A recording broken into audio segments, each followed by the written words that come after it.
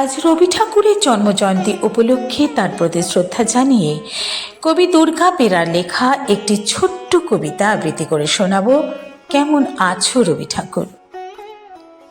কেমন আছো রবি ঠাকুর?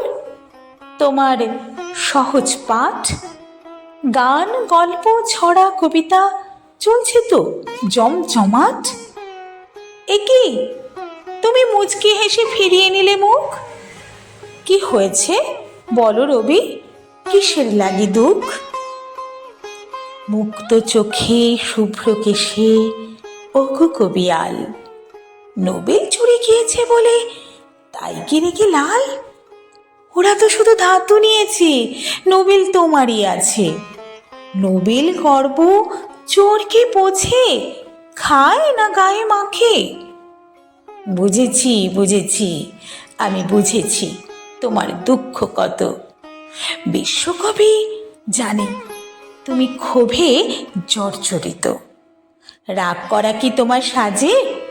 তুমি না স্রষ্টা, যোগী? নাইট উপাধি ত্যাগ করেছ জানে জালিনওয়ালাবাগী।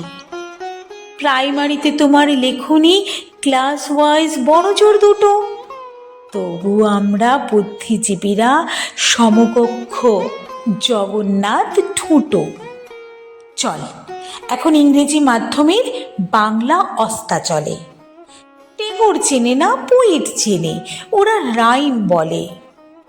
রক শোনে, ডিজে শোনে, ওরা আলট্রা মডার্ন। শরীর ঝাঁকিয়ে মঞ্চে কাঁপায় রিমেক রবীন্দ্র গান। কাবুলিওয়ালার খোঁজ জানে না, দেনা পাওনা ডুবে। খোকা বাবুর প্রত্যাবর্তন নাকি হয়েছে ইউটিউবে। নাটক এখন আটক আছে অনলাইনে শোজে। গল্প বাদ, পড়া এখন মাল্টিপল চয়েসে। ফাগুন এখন বনে লাগে না, ফাগুনে আগুন লাগে। ওই কটা দিন রবীন্দ্র গান মনের পাতায় জাগে।